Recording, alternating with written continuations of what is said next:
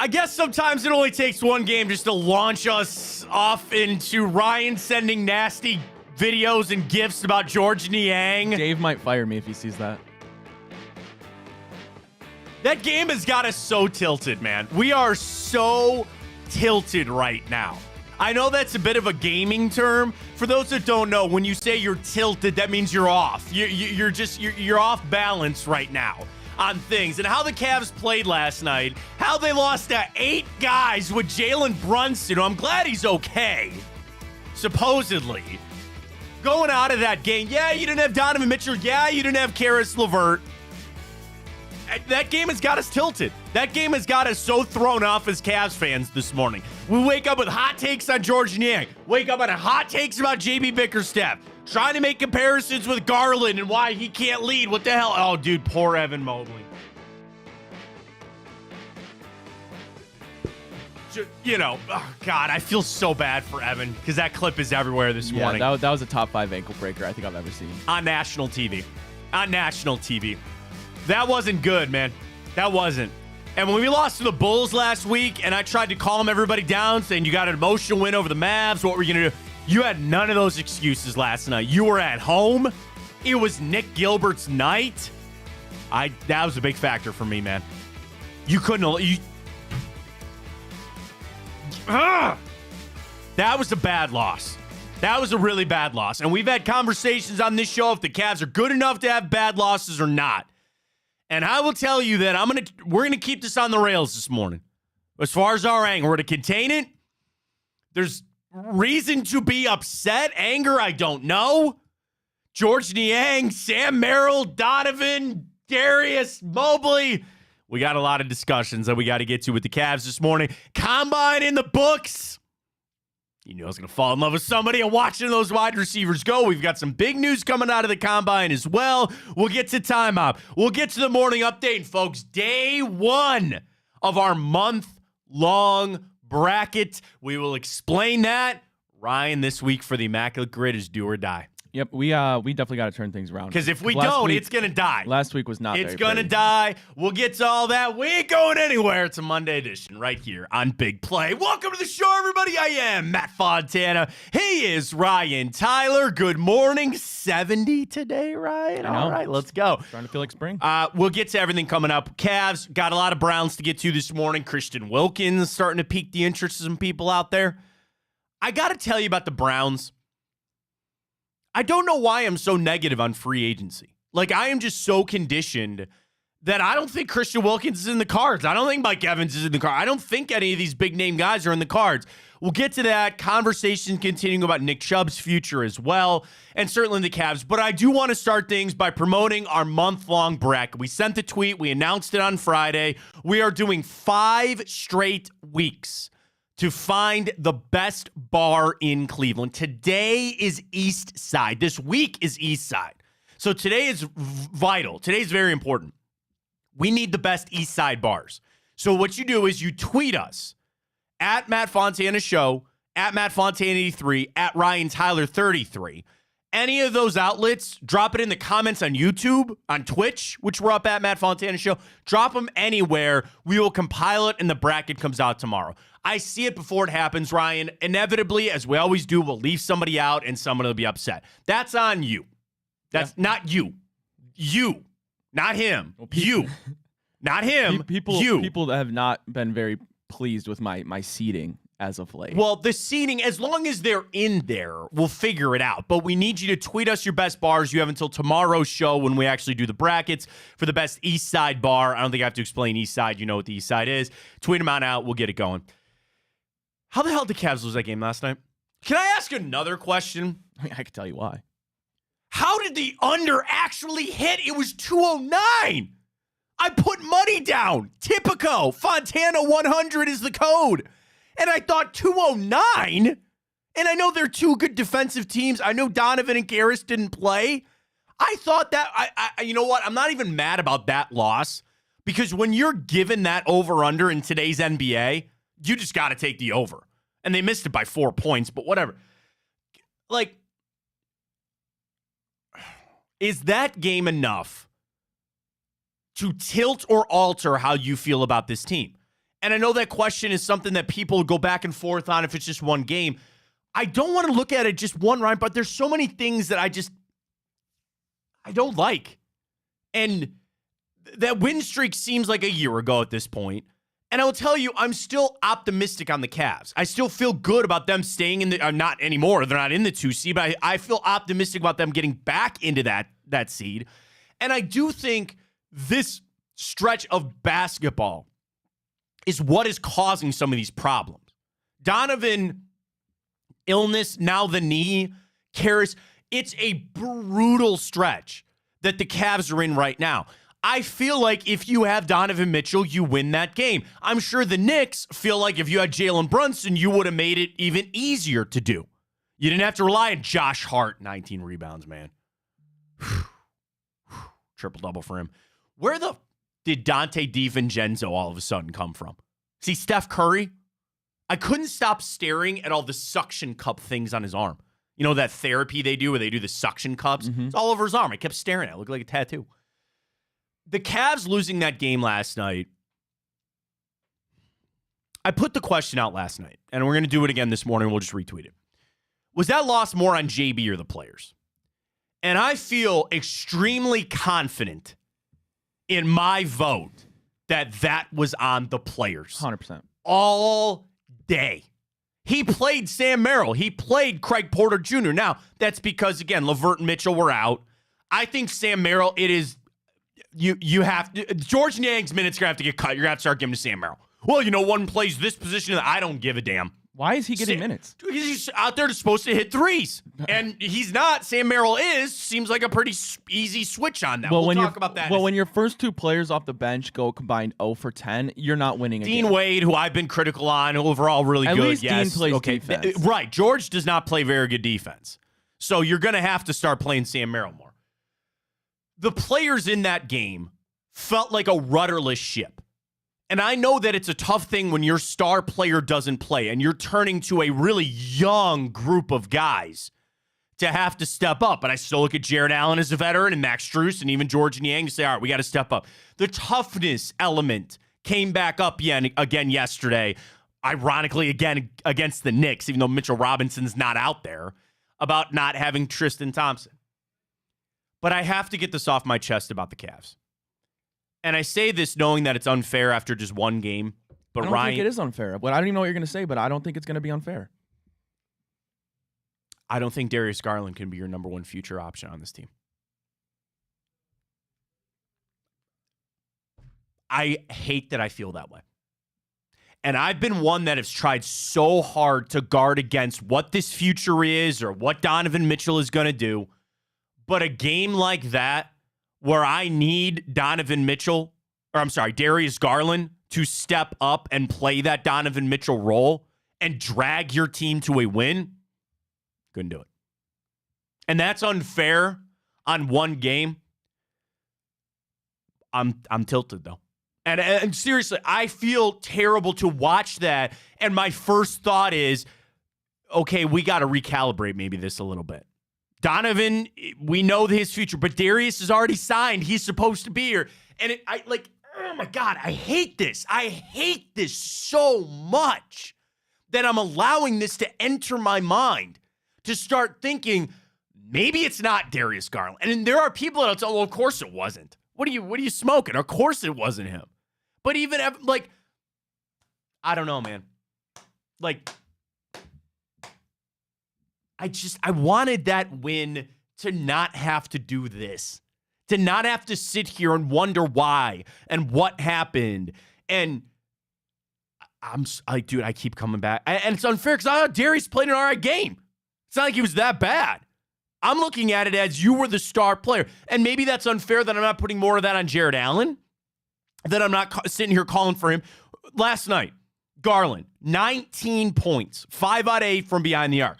Positive that we've seen over the last stretches, he's been hitting more threes. That was a game that I'm making it sound so easy. I needed Darius Garland to go off for 35 points last night. I've seen that with Donovan Mitchell. In the stretch that I saw without Garland and Mobley, I saw games that Donovan Mitchell said, I'm going to go off for 35 points here. I'm going to keep shooting, and we're going to win this basketball game. I did not see that from Darius Garland last night. And it's one game, and it's unfair of me to do, and it's not me casting Darius aside or saying I want him out of here. Ryan, that game has got me rethinking everything. It has to be. It was an embarrassing loss on national television that looked like it was basically game 6 of that series last year with the Knicks. We played horrible. There was literally no excuse. Our bigs were uber soft. You don't give up a guy who's listed at 6'4", 6'5", and Josh Hart give up 19 rebounds, and let alone that, a triple-double. It makes no sense, Matt. It doesn't. It was a horrible, abysmal performance by the Cavaliers, and I don't see how anybody could say that it doesn't make them reconsider what they can actually do in the playoffs. I mean, those are types of games that I'm looking to see the development of everybody else. And again, I just ground into my head about Evan Mobley getting tripped up and falling over himself, and his three-point shooting is not even shooting 3. He shot 1 yesterday. That was it. You look at the NBA is the most superstar-driven league in there. It's more than the NFL. It's more than the MLB, certainly. It's the NBA is the most superstar-driven league. And when you don't have Donovan Mitchell, it didn't even look like we had not even a superstar. We didn't have a star out there. That is my fear. That's my fear. When you take him out, that didn't look like a championship team. That didn't look like a deep playoff run team. And I'm not discrediting Donovan Mitchell or even Karis LeVert, who's an important part, but we're talking more Mitchell this morning, certainly. I now question it all. I question, can Darius actually lead this? And you're going to fold that back into how you approach the future. And dude, I don't want to do this. I don't want to sit here after a game like that and start wondering. I will tell you the one thing, though, it ain't JB.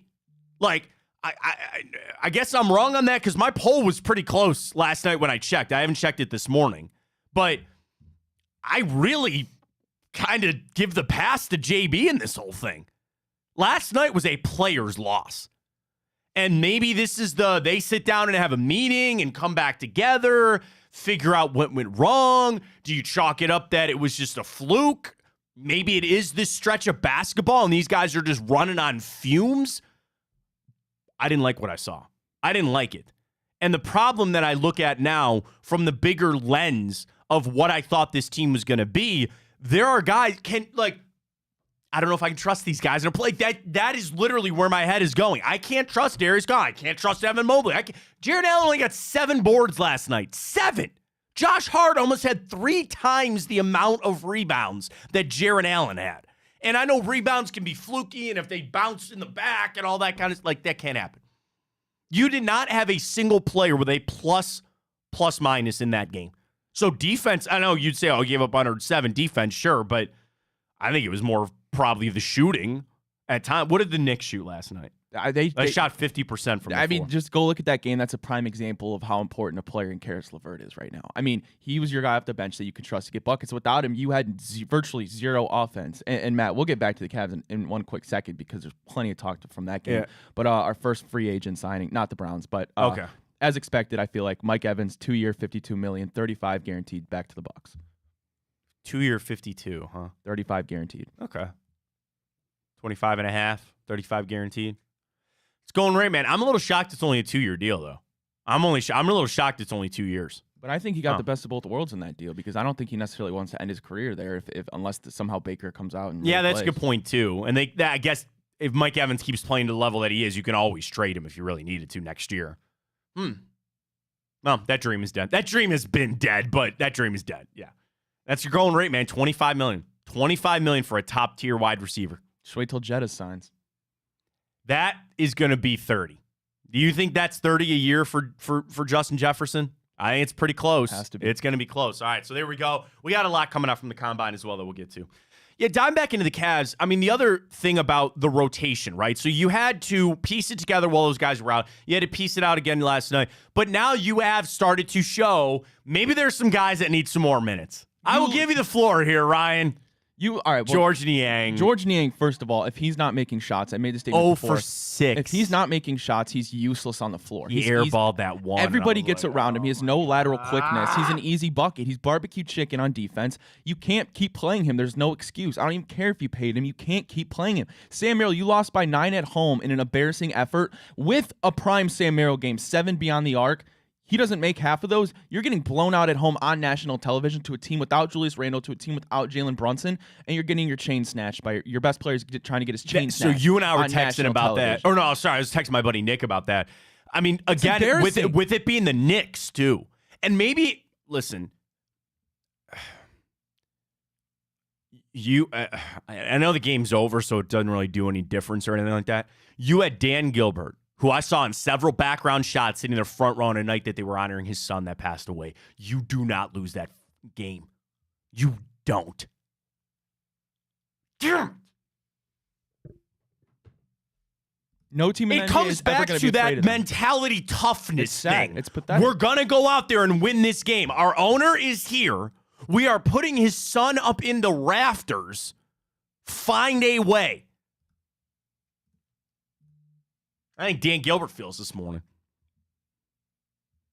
That bothers me. That really does bother me.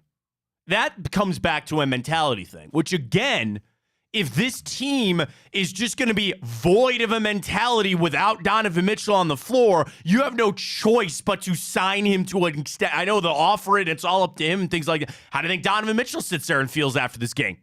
Going, they can't win without me. They can't do anything. Now, this isn't the Wizards. This isn't the Pistons. It's the Knicks. But look at the Knicks.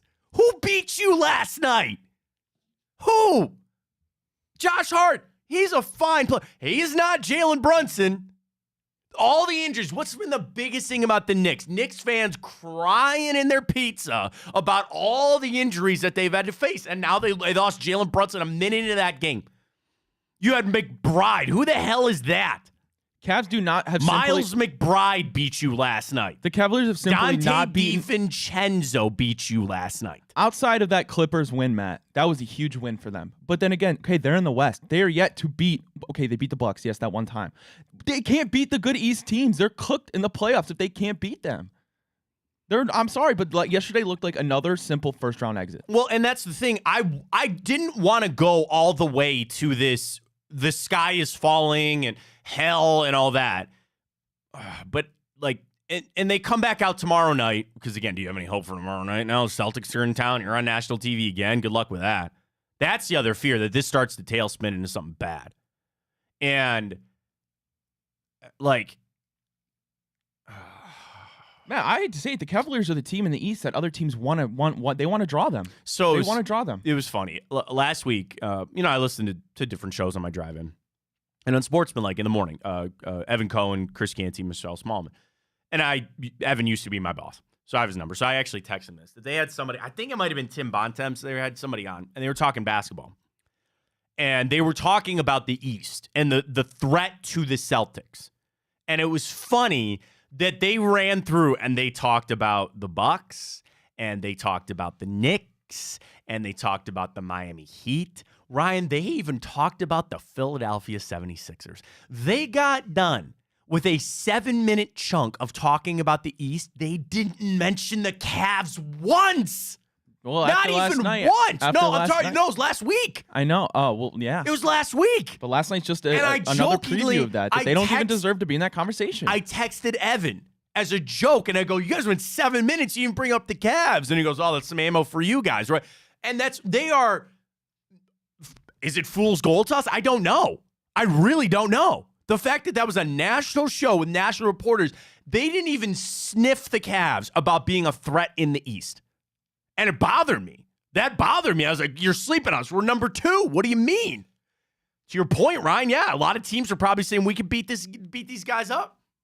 And again, if you want to look to say Tristan Thompson will instantly bring you that toughness, Donovan Mitchell will instantly fix your problems, that's not a good setup to have. They have an off game. They have an off series. Where are you going to be? Right back at home.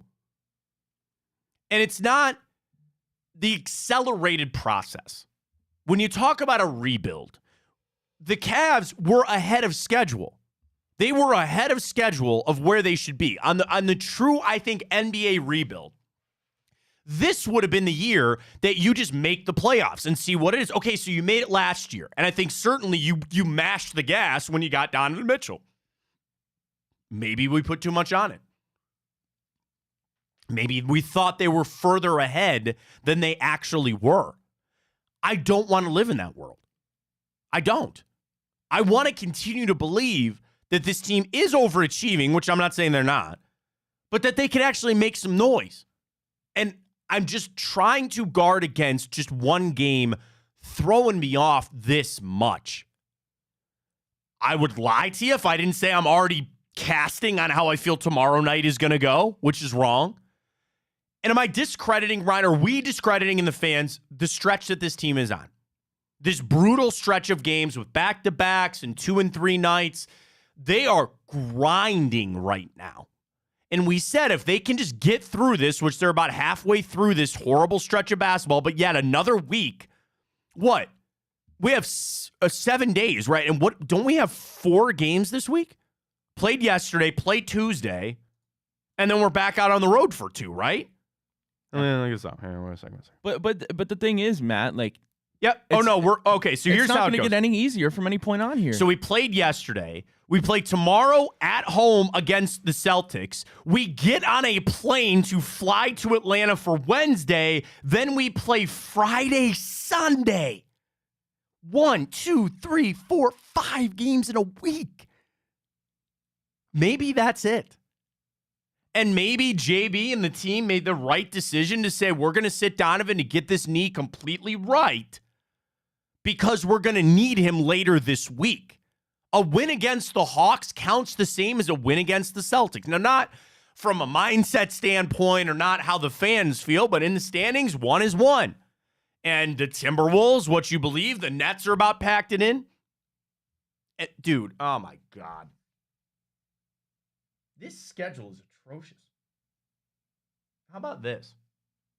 In a stretch from March 3rd until March 13th, so from yesterday until next Wednesday, the Knicks, Celtics, Hawks, Timberwolves, Nets, Suns, Pelicans. You have 7 games in 11 days.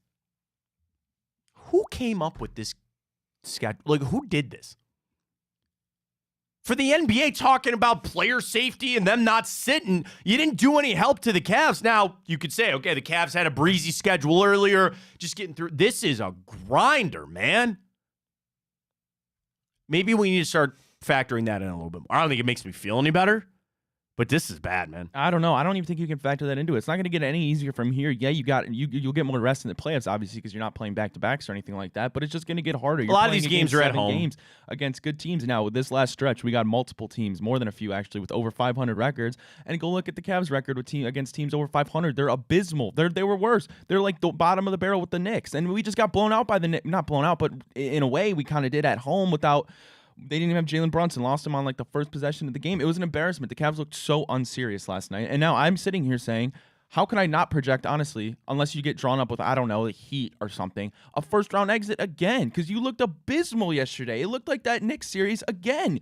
You would think that a game on national television that you would get up for against the Knicks, who embarrassed you last season, who your reputation entering the season was based on how you went out last year against the Knicks, and you went and did that last night. An absolute stinker. They looked so unserious. They did, and I mean, it is a big change to lose a guy like Donovan Mitchell for the game, but it's not like the Jalen Brunson thing where you lost him a minute in the game. You knew he wasn't going to play. And it's not like we're sitting here saying, yo, they had an off night. Sure, they had an off night, but it's still a toughness thing. You gave up 19 boards to Josh Hart. Are you worried about Mitchell? Injury, fatigue, illness, all that kind of stuff? I'm not. I mean, he's a top 10 player in the NBA. I'm not worried about him, but that's the problem. He can only carry us. Well, I'm not talking about his play. I'm just talking about the injury standpoint. I'm talking about him missing games. And again, I'd rather him be missing games now than once we make the playoffs. And maybe this is truly just taking the ultimate safety approach. And if that knee doesn't feel 100%, you're sitting down and that's kind of stuff. The Cavs have to operate that way.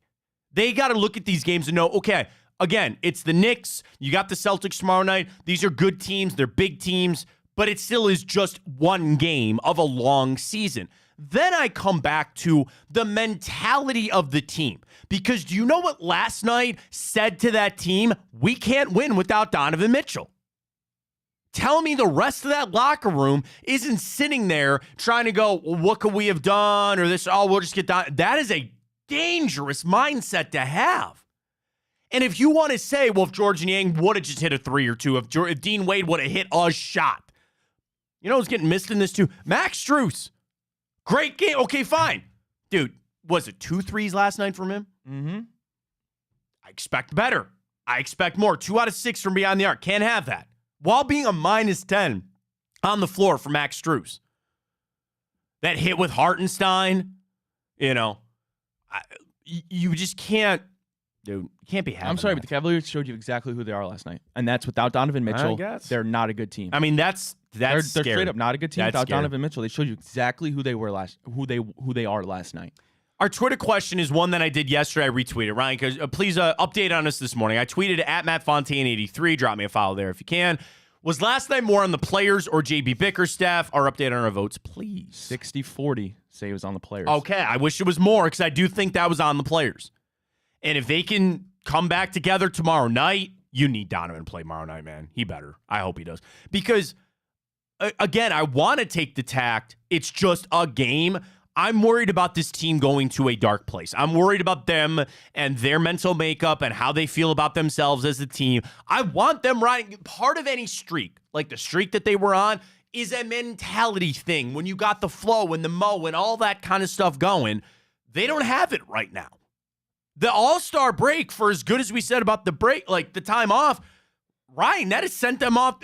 They've lost it all after the Mavs game, right? You built it up. Okay, the Mavs was great. All right, you lost to the Bulls, whatever. Now, I think they're searching. They're searching a little bit. And we could be blowing this all up, maybe. It's just one game.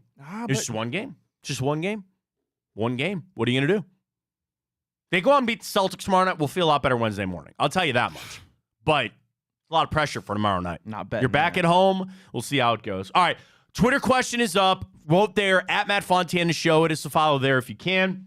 We're up on Twitch. We're also up on YouTube, as always, at Matt Fontana Show. Gonna dive into some Browns with the Combine coming up as well. Watch some workouts. Trust me, folks, I will never be one that sits here and watch it. Well, okay, that'd be a lie. I watch workouts and I get all excited about a guy. I do have a take on the Browns after watching the Combine this weekend. We got the Mike Williams signing this morning back in Tampa. Mike Evans. I'm sorry, what did I say? Mike Williams? I'd take Mike Williams here, though. Is he available? He's always injured, though. Yeah, they're going to cut him. Yeah, he's going to cut. Chargers guy. So he's out there. Well, hopefully. I got a take on that coming up as well. Mike Evans did sign. There's some really interesting tweets this morning about Caleb Williams and what he did or didn't do at the Combine this weekend. So I can't wait to get to that coming up as well. Some more things about Nick Chubb as well as watching the running back market as that all plays out. We got our morning update coming up. We'll get the timeout. The Immaculate Grid is on life support this week. If it doesn't start cooperating with us, it's going to go away.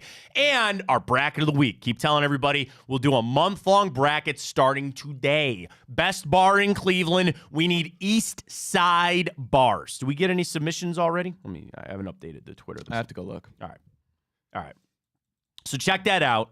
At Matt Fontana 83, at Matt Fontana Show. Your favorite East Side bars. I got a couple that I'll throw in there for as well, and we'll get it coming up as well with our bracket of the week. Folks, Monday, always a big day for us right here on Big Play. We kick things off 9 to 11. Then tonight, the lineup of all lineups. You have the Big Play Cleveland show. You have Hanford Dixon. You've got Blake and Greg Williams with Come Get Some. They're all lined up for you tonight right here on Big Play. I don't want you to spoil things, Ryan. Any big guests that we could tell about? Can I talk about – I think I could talk about Jensen, right? Yeah. Jensen's going to be coming to Jensen Lewis, who we all love. He's great with baseball, obviously pregame with Al Pulaski with the Guardians. Jensen's going to be doing some more things with us coming up, which is exciting. So you'll see him more on some of our shows. Obviously for the Big Play Cleveland show, they had Gab out in Arizona, a lot of things going on. So we got it all for you right here at Big Play. Follow us on Twitter at Big Play, Instagram as well, YouTube channel, and you'll see all the different shows that we have lined up for you. Monday's always one of our biggest days right here on Big Play. Typico! We're going to do a little jackets tonight. See? I sent it. It has been submitted. They're getting it up now. Ryan, is it already there? Hang on. We're no jackets tonight. They take on the Golden Knights. Vegas. Sorry, I just submitted it this morning. Ohio trending bets. That's what I love, too. The Ohio boosts, they're all just right up there for us. All right, it'll be up soon. Here's how it works, folks. Just download the Tipico app. Use that code Fontana100. We're in the month of March, and you know what's coming up. Get those bonus bets. Play along with us. The Flex Parlay. That's where we're going to be cooking come tournament time. How the Flex Parlay works here at Tipico. Let me just look. I got 3 games for you tonight, Ryan, in the NBA. I'm just going to do these. I got them. Clippers, Bucks, Bulls, Kings, Lakers, Thunder. Let's go Lakers money line. Let's go Kings money line. Let's go Clippers plus 5.5. A little bit of good news there for us. Then I have a 3-leg parlay that's out to plus 405. Now I can go to the imperfect or flex parlay.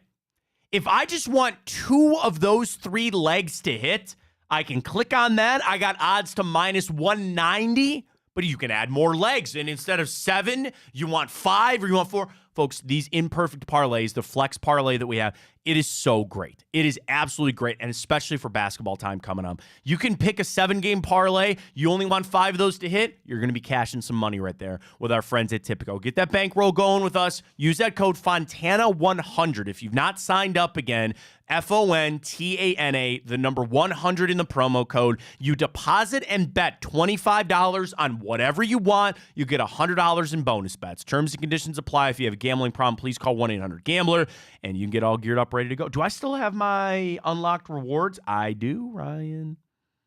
I've got a $5 bet credit for the NHL. You know I'll be placing that on our parlay for tonight. I love it, too. The rewards, the missions, the unlocked, basically cashback rewards that you get for your straight bets. You get a little extra action going there with our friends at Tipico. Get signed up today. All right, we got a lot of football to get to. Combine in the books. Some interesting notes about Caleb Williams coming out. We'll get to that next. Fontana Show right here on Big Play.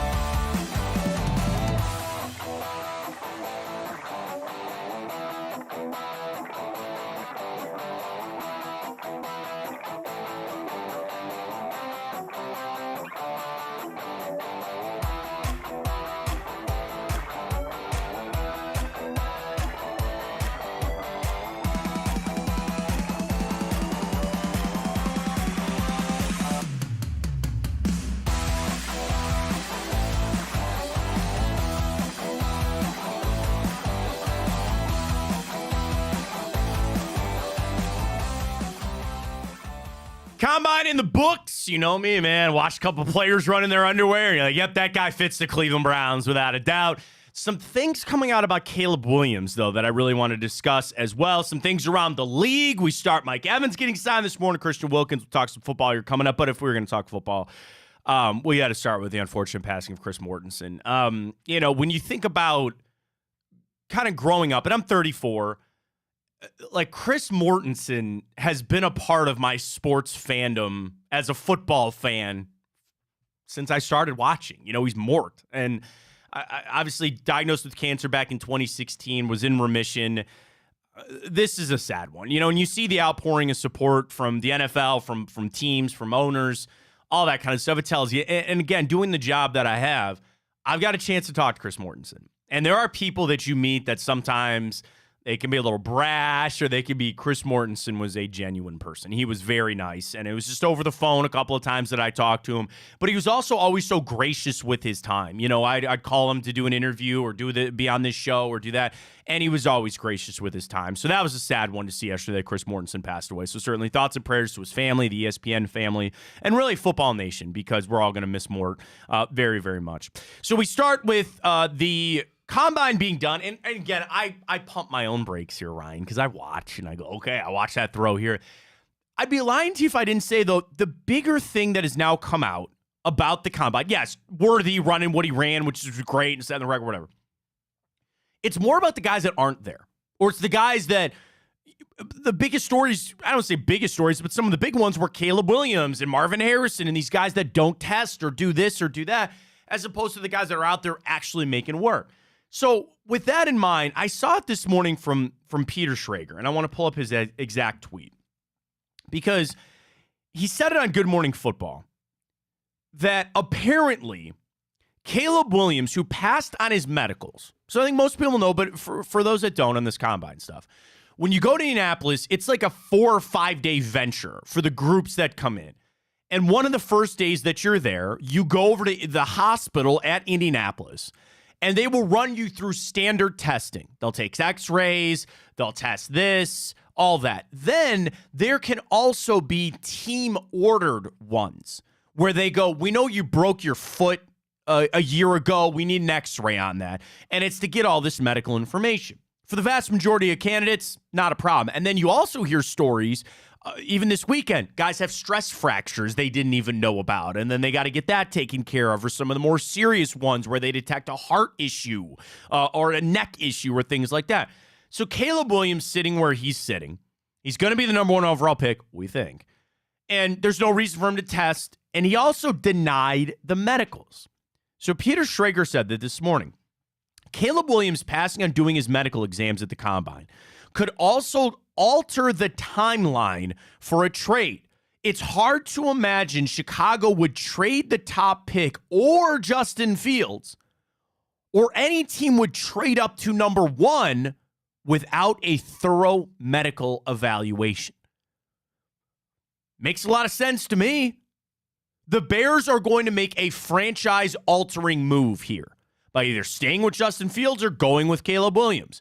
Conversely, any other team out there that would have interest in trading for number 1 would be mortgaging their future for a guy that might have a degenerative, and I hope it's not true, but I think so much about Jarvis Jones, that linebacker out of Georgia, and this always sticks with me, right? He was a first-round pick, and he still was, but they go to the Combine and they find out that he has spinal stenosis. It is a degenerative spine issue on the narrowing of the spine right here. That's important to a football player. Now, he still got drafted in the first round and he still went on to have a good career, but it changes when it's a quarterback. When you're talking about a guy that is supposed to play for 15, 20 years, potentially be your guy, you would want to know if there's something wrong with his hand, if he's got a shoulder issue that you were not aware. The teams crave information. So I believe eventually that Caleb Williams might submit something to these teams. So now here's how it might play out, as we've seen it happen before. He will go to another doctor. He will go to one that he picks. And teams might not like that because, again, he's picking this doctor, but the whole point of being a doctor is you're supposed to be truthful. And he'll do his medicals, and he'll send these out to these teams and say, hey, we didn't do it at the Combine, but here are all the medicals. And I don't even know, CT scans, MRIs, x-rays, blood pressure, all that stuff, and send it out to the teams for their report. Other teams, they might buy that. Some teams might want more. Who knows?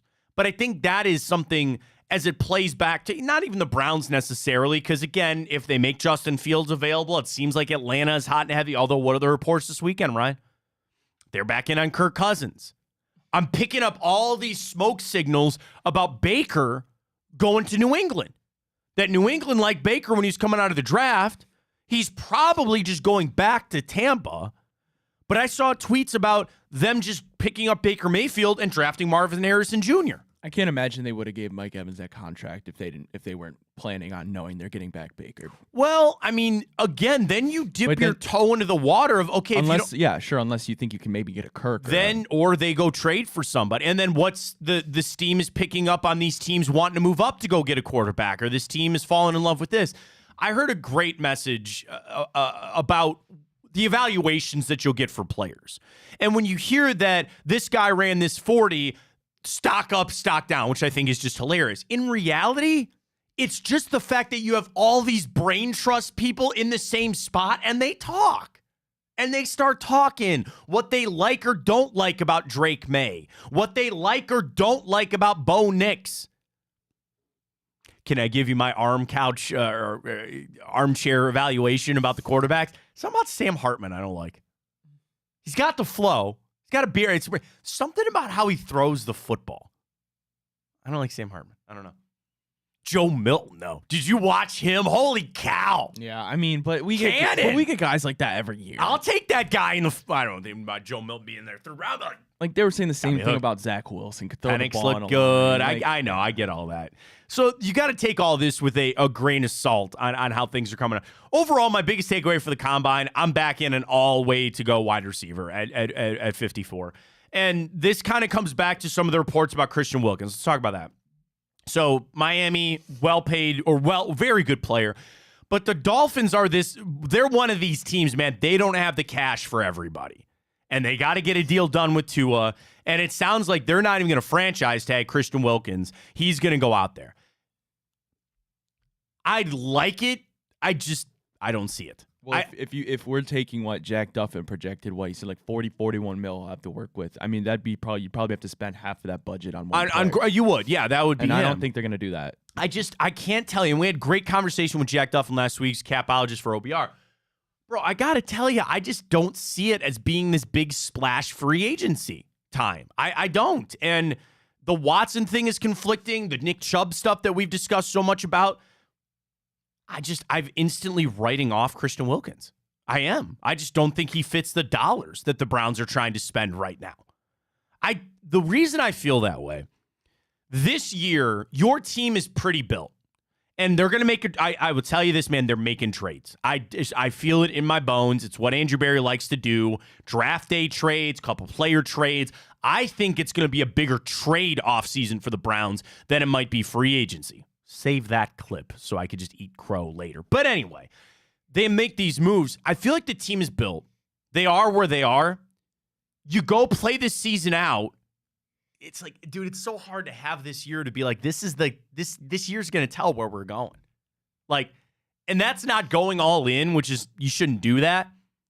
I feel this year is the giant dip the toe in the water year to see where we stand, where Watson stands, where we might be, and then we'll start making moves. Then we'll start really truly investing in the future. And if they had an off season, let me play this out. They signed Jeremiah Owusu-Koramoah to a contract extension. He's here. You draft a wide receiver with the 54th overall pick. You certainly have the rest of the draft, and you make some free agent signings. You have a backup quarterback, Jacoby Brissett circling back around. You bring in another wide receiver, maybe not a top-level guy. It's Devontae Parker we discussed, whatever.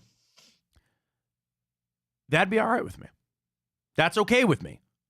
The tackle situation is an interesting one. I think they're going to bring all three of those guys back. You restructure Jed Will's contract, and you play this season out. You're not going to have all pros at every position. But you start to play this out and think about this season will tell the future. Now, the running back position, with all these guys on the market, I thought a lot about Nick Chubb this weekend. And I thought a lot about what his future might be. And I'm well on record about I don't want him to go play anywhere else. And Andrew Berry said he'll be here. He's going to play this season. And I've just thought more about how many other running backs truly are out there. And then you go to the combine, and there's guys. I saw Jake Burns. We got to get Jake on this week. He's got to tell us about some combine guys. We'll get Jake. I'll message him today. But he was talking about some of these other running backs that you see, and it's tough to just not start letting your mind wander a little bit of what that room would look like without Nick Chubb. I don't want to think about it, but Andrew Berry has to believe or has to start approaching and addressing the future without Nick Chubb. Whether it's this season, whether it's next season, but also that, Ryan, I believe Nick Chubb's not going to be ready for the first month of the year. No. I have no reason to believe otherwise. He'll be pup. So are you fine with Jerome Ford with a lot of those carries? Clearly the Browns weren't last year. They had to go get Kareem Hunt. They're going to have to find somebody to play that role with Kareem Hunt. And as this all shakes out and you see who signs where for what money, because it's just like Mike Evans this morning. All these receivers saw what Mike Evans got this morning. 2 years, was it 52 million, 35 guaranteed. Okay, that kind of sets your market a little bit. And there are a few guys, not many, that are better than Mike Evans. Justin Jefferson will be one. There's a lot of guys that are, all right, if he's worth 53 over 2, well, I'm probably worth 36 over 2 or wherever it kind of shakes out. I think the same thing for the running back position. And it wouldn't shock me if they went out, and I'm just going to say Austin Eckler, because he kind of fits this. I think Saquon Barkley's getting a long-term deal. I think Derrick Henry's going to go a contender for a couple of years. But I see a guy like Tony Pollard. I see a guy like Austin Eckler, where you could bring them here, say you might get a vast, and it sounds like I'm discarding Jerome Ford, and I don't mean to do that. But you bring him here, you're going to get a good chunk of carries, and then maybe even when Nick Chubb comes back, maybe you're still getting a lot of carries and boost that value. Can you still look to this offensive line and say they're a dominant offensive line? I'd sell that to a free agent running back. We're getting all these guys back off health. You know, we lost Bill Callahan, certainly. This is still a prime position for you to be in here. You bring him in on a one-year deal, which is the Andrew Berry special, the veteran one-year deal. You bring him back in for that. It just got my wheels turning a lot more on that about Nick Chubb. And it's an unfortunate situation. I guess I'm thinking more and more about the future of him not being here, which just sucks. I don't want to think about it, but he's here this year. I'll tell you that. I don't feel any way that they don't get that restructure done for him this season, so at least he's here. Beyond that, that's going to really kind of be up to what Andrew Berry feels, and also the money part of it, which I think is important.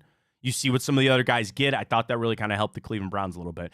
Ryan, how much did you watch the combine this weekend? A lot? Little? I watched a lot of the 40s. Yeah. And that was pretty much it. Because, that's really the only thing that is really that interesting to watch. You don't like the wave drill? No. The 3-cone drill, not the biggest. Is there anything that you see clips on Twitter of? Is there anything big that you felt like for the Browns that came out this weekend?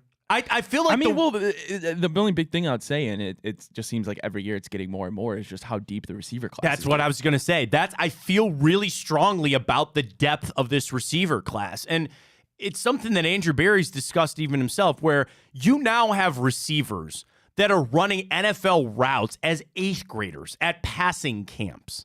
They are entering programs in college already built to play the position. Did you see J.J. Watt's tweet the other day? So Braylon Allen, who I do really, there's something about Wisconsin running backs, man. I've always liked them. Braylon Allen, he posted a picture of him at 17, and his arms are massive. Oh, I saw and J.J. Watt's this skinny tight end kid. He goes, that was me at 17.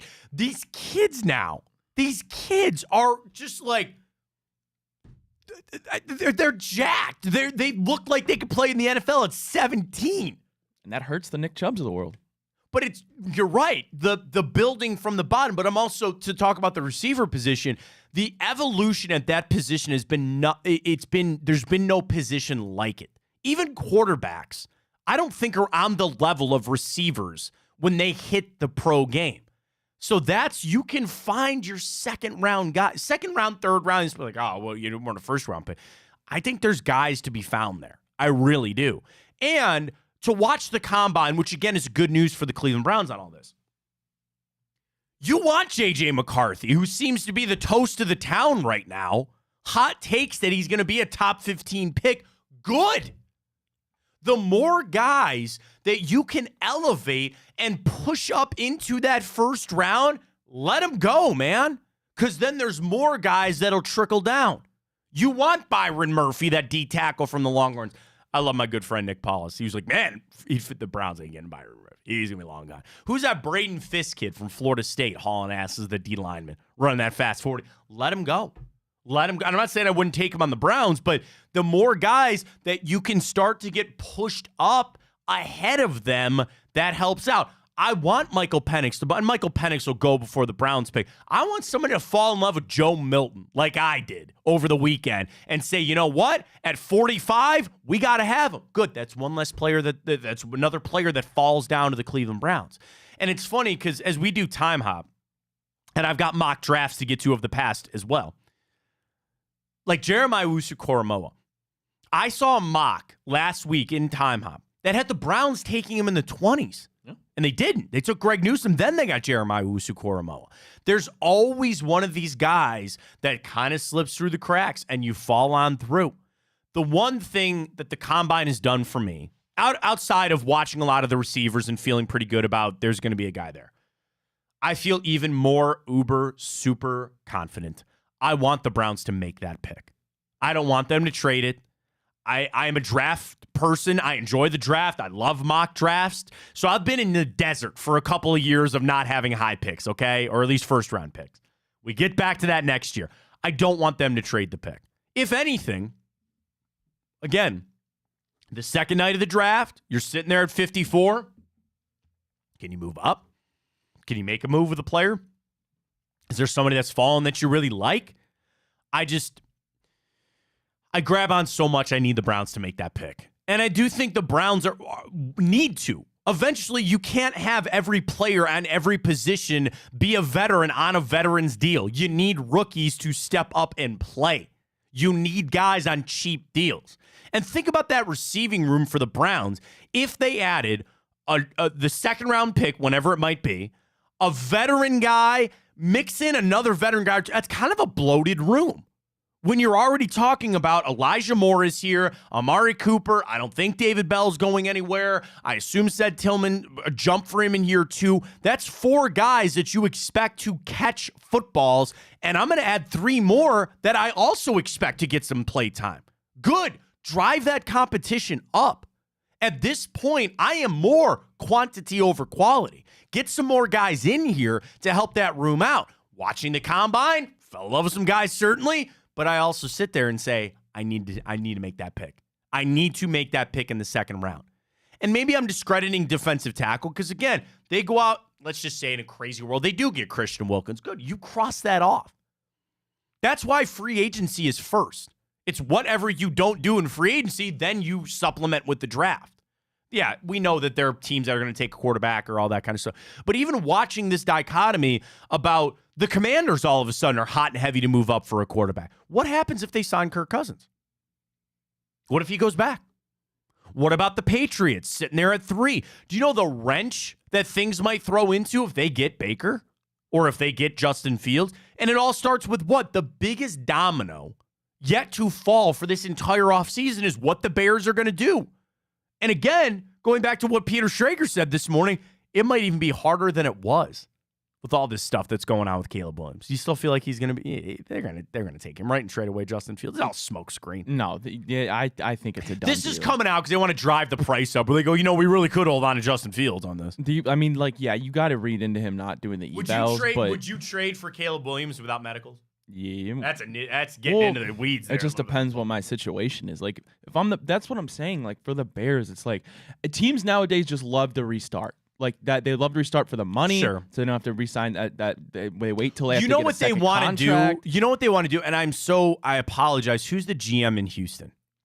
I don't know. D'Amico Ryans is their head coach. Let me look. Houston who the Texans GM general is. manager. Oh my God, is Nick Caserio still there? He is. Holy cow. Anyway, do you want to know what you want to be? Nick Caserio. That Friday morning after he walked into the facility with C.J. Stroud and Will Anderson. Yeah. Think about that. And it's more, I think, along the line, yeah, you need those guys to produce, and they did. It's not so much Scott Fitterer who got fired in Carolina because Bryce Young wasn't good. You got to play well. But even that morning, Ryan, there was so much built up for Nick Cassera because he won.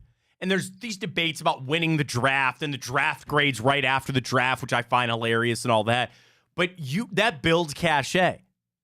Andrew Berry, trying to think of the move. Like, I guess Watson was his biggest move. But I'm saying even when he signs a free agent or when he makes a draft, like when they drafted Jeremiah Wusu-Koramoah, were we all not sitting there going, yeah, AB, yes, hell yeah. That's what you strive for. You can only do that when you make big splash moves. You win the press conference. You win the draft. You got to win games, certainly. But at least for now, you could say you did that. That's what GMs strive for. That's when you're talking about resetting. Talking about the rebuilding. You want to go make those picks that everybody goes, nobody gets fired up about drafting a lineman. Nobody gets fired up. Oh, hey, we got this linebacker. Yeah, let's get after it. No, you want the big splash up. That's why, because you want to know what? With football being so quarterback-driven and dominant, what do you want to be as a general manager? A guy that finds a quarterback. You want to, and sometimes it falls in your lap. It's not always quite that easy. It seems like on the surface, it was a no-brainer to draft Joe Burrow. Probably was. But you find your Jamar Chases. That's how any general manager dreams.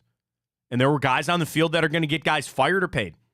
We saw guys running in the combine over the last 4 days that are going to get some GMs fired or paid. That's just how the NFL goes. And they're going to rip apart 40 times. Dude, Jim Harbaugh sitting there with a stopwatch is like, why? I like why? that. Dude, they got 10 cameras and lasers. I like that. And you're going to sit there like the old ball coach. And just I like that personally, Matt. I like that. there going, all right. I like it. That's a football guy right there. You can't trust technology all the time. I don't like his hips. Clock All your right, own write time. that down. I like it. I think it shows. I don't know. I like the look of it, honestly. I don't. Dude, they have 10 cameras and lasers to tell you the 40 time. Your time's going to be that different? Dude, he's 60 plus. He's an old school guy. He I- got his stopwatch. I respect the grind I'm of it. I'm just hating on him because he's Jim Harbaugh. You know me how it goes. All right, our Cavs question is still up at Matt Fontana showed. You put last night's loss more on JB or the players. We'll get to that jam-packed hour two. We'll get to the morning update. Caitlin Clark. And that's not me shaking my head at her because she is amazing and she's awesome and she's fantastic. It's some of the tweets that I saw, man, and people just expose themselves without exposing themselves. We'll get to that coming up with her. Big matchup, obviously, with Ohio State. I was actually talking to a good friend of mine who works for SNH Cleveland. Dude, they need Iowa and Ohio State to make it for that Final Four over there right here in the city of Cleveland. So we got the morning update. Guardians were in action. We got more Browns. We'll get to that immaculate grid. Pretty slam time up. And again, best East Side bar. Submit your favorite bar on the East Side today, and we'll get that bracket rolling. We got it all coming up, folks. Tipico presents our show today. As always, Fontana 100 is the code. I'm just going to look to see if our boost for the Jackets is up. I just want, you know me, I just want to see the number. I want to see what they boosted to. So we do the boost almost every day, and it's where you would have a normal parlay, and say it comes out to, I don't know, plus 300 or something. They'll boost that up to plus 400 for us, or plus 450. Give us a little extra action on it. Is it up yet? It's not up yet. It's all right. We'll go. You know, the other thing, I just love it on Tipico because I can literally just go to a page that just has boosts. They got a ton of basketball boosts tonight. Oh, my God. Dude, can you see my phone when I do this? Not right now. I know. I'm looking at this. Can you see that on the camera? No, not really. All right, I'm just going to do this. Well, These a are little bit. These are all NBA boosts just for tonight. Look at that. Look at all that. That's where it stops. All of this are boosts just for basketball tonight. Dude, Tipico. Fontana 100. Get signed up with our friends at Tipico. Download that app. All right, morning update comes your way next. Stay with us. Fontana Show, Big Play, streaming. We're up on Twitter, up on YouTube, Instagram, Twitch. We're all there for you. Back right after this.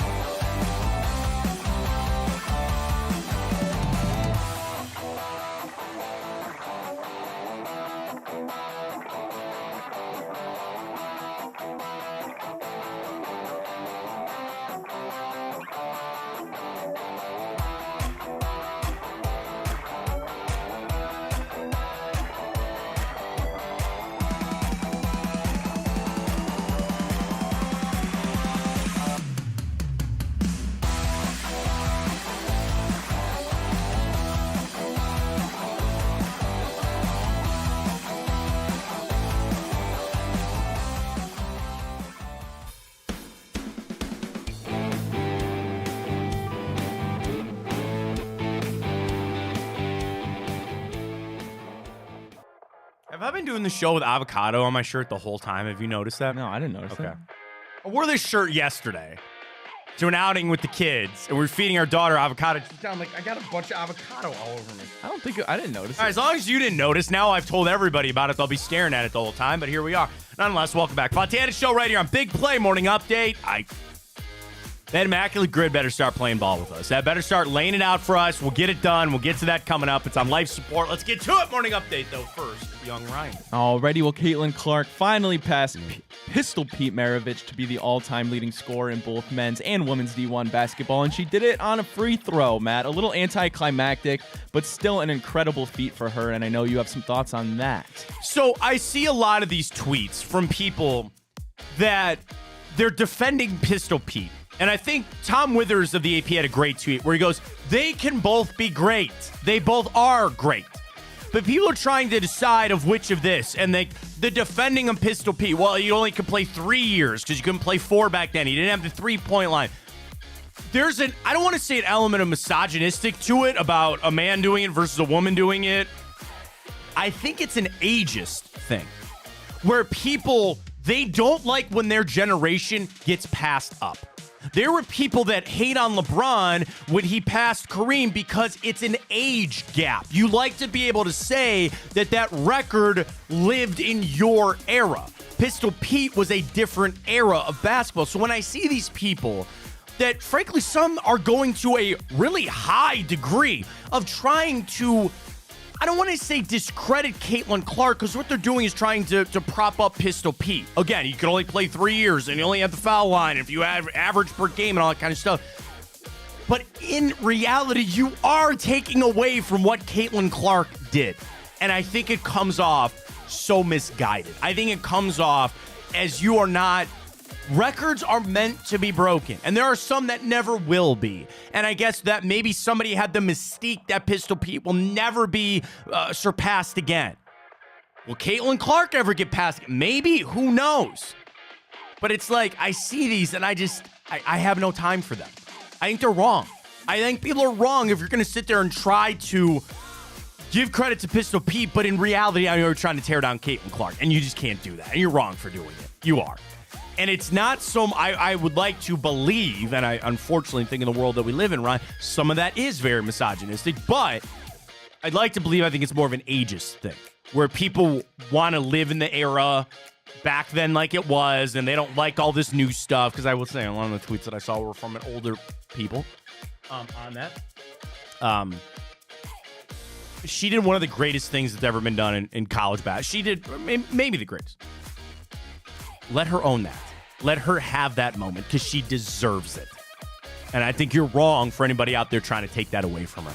Whatever Pistol Pete did or didn't do, he is great. He is.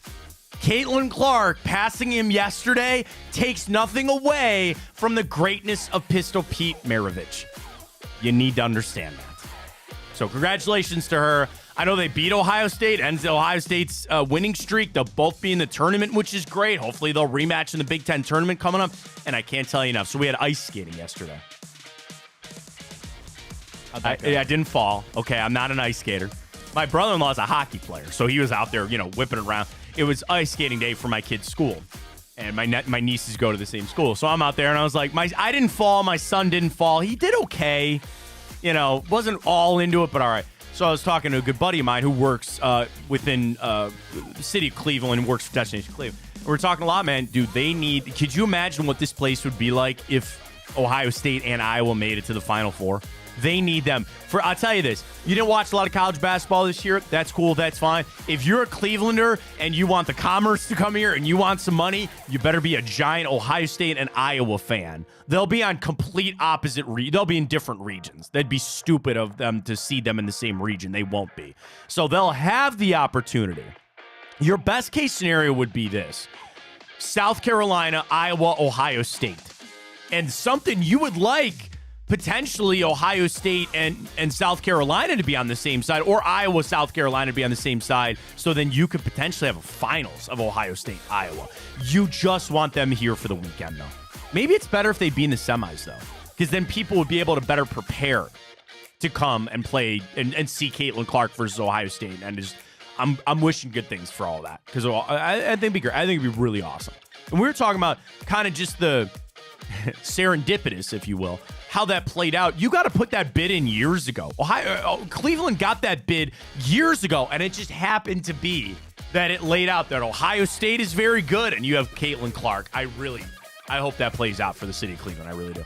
Well, Matt, I'm not breaking any news here by any stretch of the imagination, but the Celtics are very good at basketball. They destroy the Warriors 140-88, Matt. Dude, I saw that. The first team ever to have 3 50-plus point wins in a single season. Well, then there was that, was it the second quarter, maybe it was third quarter, they were up, was it 70 at some point? I don't know if it was that much, but it was like 96, like 44. Something like that. It was insane to see that. Warriors just took that game off. You get the Celtics coming to town tomorrow night. They are playing as a supremely motivated team. Are you going to bring the Cavs back up? The Cavs might not be so supremely motivated. That gives me a little scare. The Celtics know what they want to do, and they're on a tear and a war path right now to get to that NBA championship. Well, I was going to bring the Cavs back Go up. ahead, bring them up. I want to bring them up. Go ahead. Okay. Go ahead. Well, the Cavs got embarrassed last night on national television. That's a great word. They lost to the Brunson-less Knicks, basically, who got injured with it. Appears to be a bone bruise. A lucky break there for the Knicks. But yes, Matt, they got embarrassed. A very, very abysmal performance. And doesn't give much hope here that the Cavaliers are going to make a deep postseason run. My issue is this was a player's problem. You knew Donovan Mitchell was not going to play in this game. Then they lose Jalen Brunson. You are on Nick Gilbert honor night with your owner sitting first row, and you got beat up. You had no semblance of this is our court. This is a team that beat us up less than a calendar year ago, and we let him do it again. The Knicks did what you wanted the Cavs to do. They lost their best player and rallied and said, we are going to find a way to win this game. We're going to make it ugly. We'll be physical, and we will beat you up. Do you want to know the biggest issue that the Cavs had last night? Was when Jalen Brunson went down, they instantly felt like this is a win for us, and maybe we can get some time off in the fourth quarter. And we'll just play this on out. Wasn't it midway through the first and we were up like 12-7? It was just an ugly game. And the Knicks from there put it on you. The Cavs got shell-shocked and they couldn't come back from it. I look at Darius Garland. I look at Evan Mobley. I look at Jared Allen. And I look at last night and I say, where were you, man? Where were you to step up and just say, you know what? We're not going to let them win this game. It's not about cold shooting or hot shooting or what rotation. How about a couple of guys stepping up to say, we're not going to lose this game tonight. They don't have Jalen Brunson. We've got all this stuff going on here at home. We got a big game coming up in the future. Sure, fine. We got to win this game now. Where was that? Where was it last night? Because you didn't have it and you lost. You had blank performances from George Niang and Dean Wade and all that. Strus didn't have a good game. Like, what are we doing here?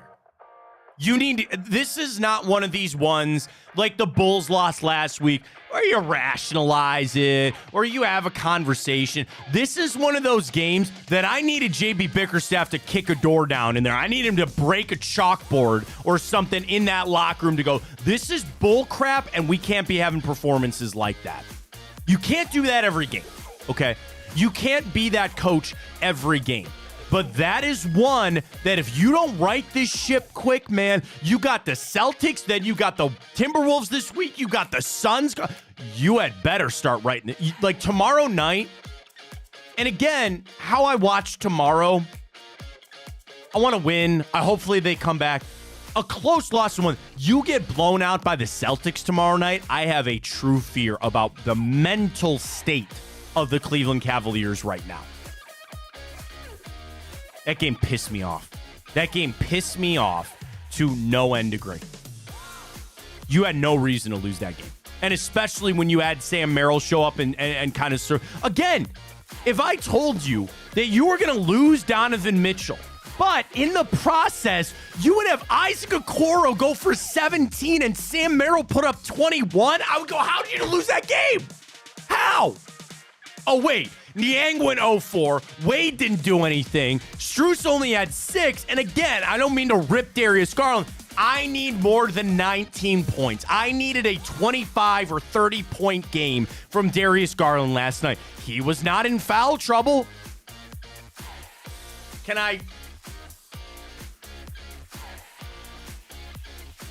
Has Darius Garland become too reliant on the threes? Because that was where he was struggling, right? And I did have conversations where I said if he could just hit the threes, what it would mean for this team. Well, that's with Donovan Mitchell. What did he do the other night? What game was that? The Pistons. Was it the Pistons game? Where, I want to make sure I'm right on this. Wasn't it something that all of his points came from beyond the arc? He did not hit a shot from the field outside of beyond the arc. Was it that game? No, this is what it was. The Pistons game, he went 8 out of 12 from beyond the arc.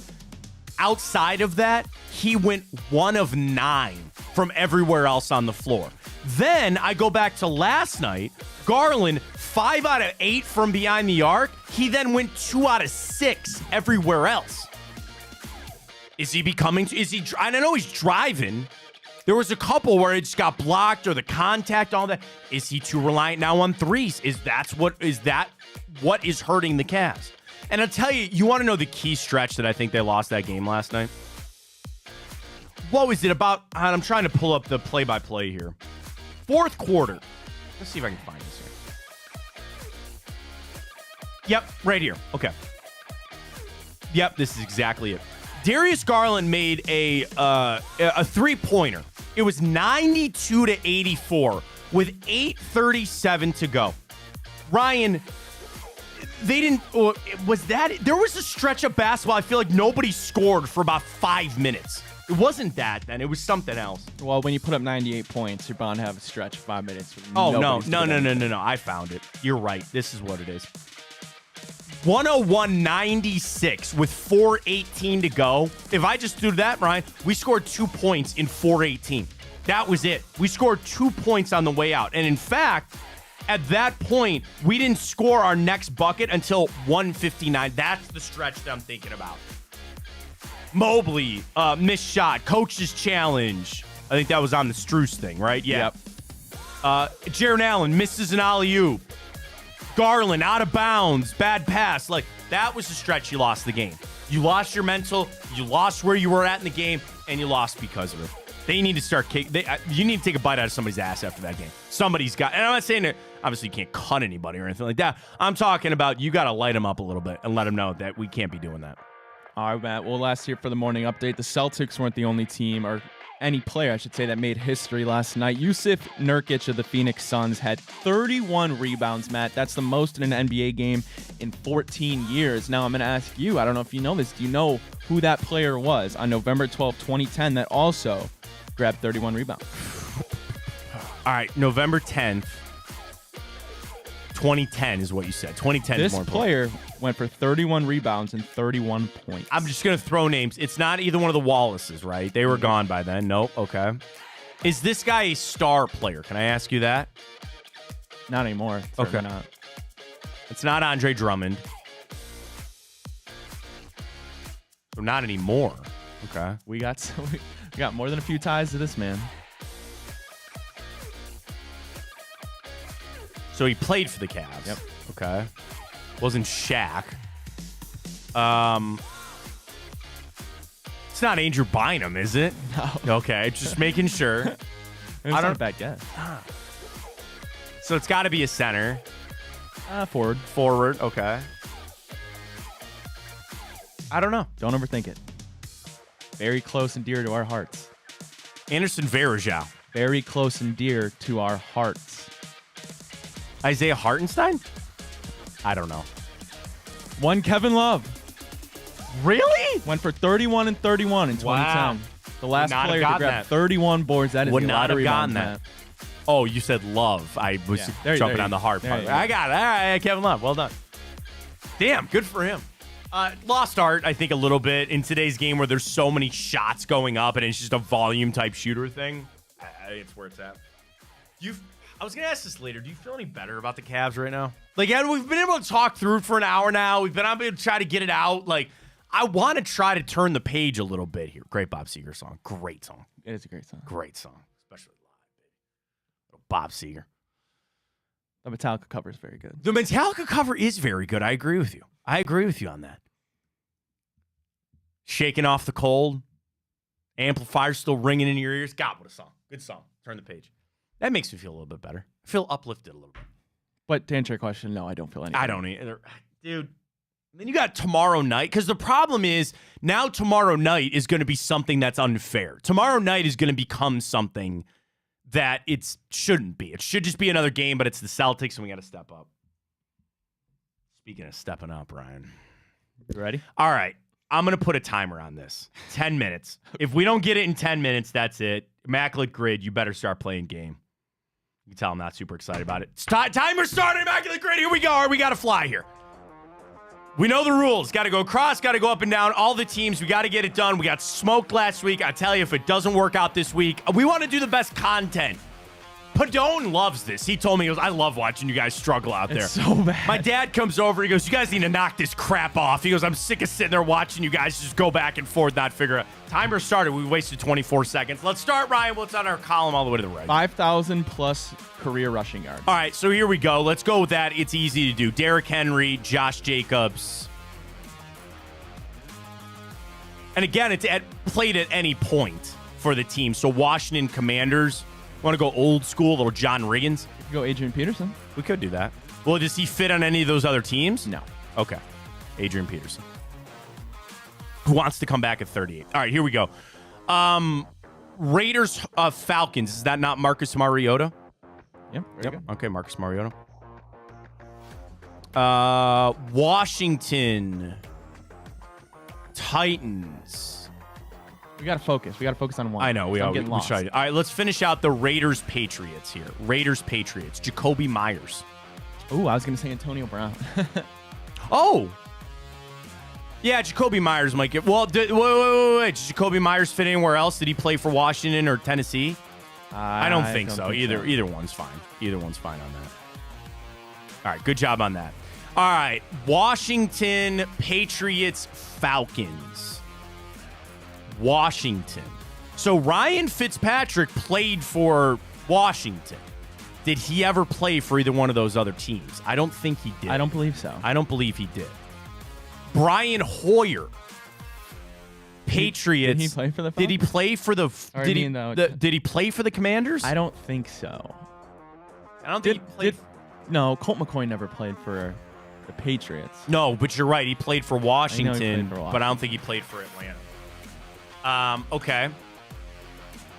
Ooh, I think I got one. Patriots Titans. Does not Steven Gostkowski, did he not play for the Titans? I don't know. I think he did. Did he? I think he did.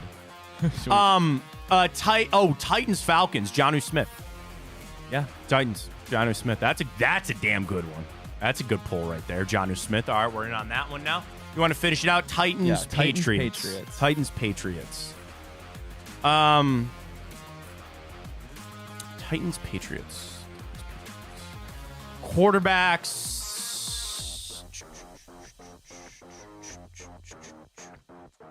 Jimmy G obviously doesn't count yet. He'll get there. I feel like there's got to be a wide receiver. For the Titans Patriots? Yeah. Is Eric Decker didn't play for... No.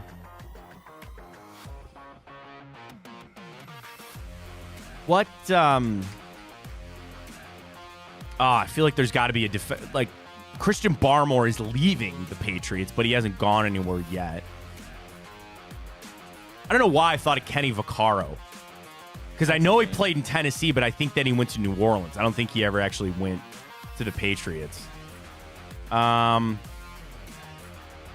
Danny Shelton played for the Patriots. Maybe that's our angle. We should start going former. Jabril Peppers played for the Patriots, but I don't think he went to Washington or Tennessee after any of those.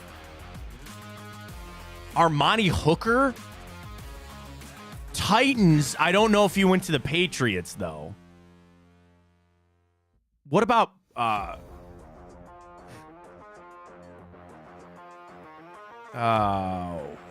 Deshaun? No. All right. Patriots kickers. Do you want to do Gostkowski? I feel. Should we try it? I feel semi-confident with him with the Titans. I mean, we can rip it. Yeah. PH, I think. Steven Gostkowski. Is that him? Yeah. Wow. Yes! I knew it! Yes! Hell yeah! Okay, Let's go. Washington's going to be... I hate Washington. Come on now. Tress Way. Either one of those other teams. I know he played for the Commanders / Redskins. Oh! Washington Patriots, Chris Cooley. I don't even know who that is. Oh, he's a legend Washington player. I feel like pretty good that he played for the Patriots. Not great, but Chris Cooley, 2004 to 2012? Yes. I think I All right, hold off because I don't feel 100% on that. How much time do we have? We're at 5 minutes right now. Oh, okay. We're doing good. If we want to take it to 10 minutes, I'd like it to move along a little bit, but all right. Okay. So hold on to that. So let's go Washington, Atlanta. Cordell Patterson, no.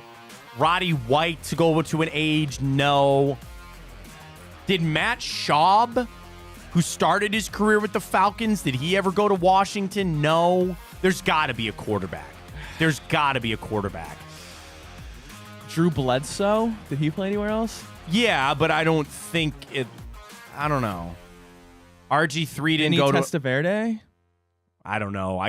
Those are guys I need to do a little bit more research on. Those are guys. Kirk Cousins didn't go to Atlanta. There's got to be a receiver. I can't. J.D. McKissick? He's a back. Yeah, I don't think about it for Atlanta. I feel like I've got to have a guard too, or like, a lineman. There's got to be a lineman that hits that up for those two as well. Tight ends, no. I know there's got to be one staring down the barrel for us on this. I'm thinking like old school too. Like Brandon Bolden? No. For like Washington, again, like I'm trying to think of, the Hogs, like back in the day. Kind of some of those guys. Again, I keep going back to John Reagan. Can I Google that? I won't count it. I just want to know.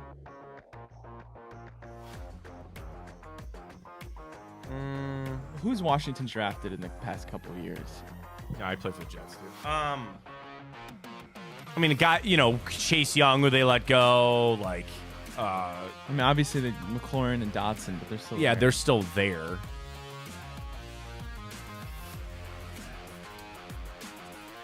Gotta be a quarterback. There's gotta be. Mark Sanchez played there, but I don't think he ever went to Atlanta, did he? I don't think so. I don't think so. Kellen Clemens. Remember him? Bruce Gradkowski. All right, rip Chris Cooley for Washington Patriots. See if that works. No. Oh. Damn it. Like, this theoretically should not be this difficult. No. I just don't know shit I felt for like Washington. I know we were on a really good run here, and it didn't work. Damn. I don't know anything for Washington. That's the problem. I'm not really thinking of Atlanta. All right. What are we at? 8 minutes. 8 minutes. 2 minutes to go. Like, Give up only a point today.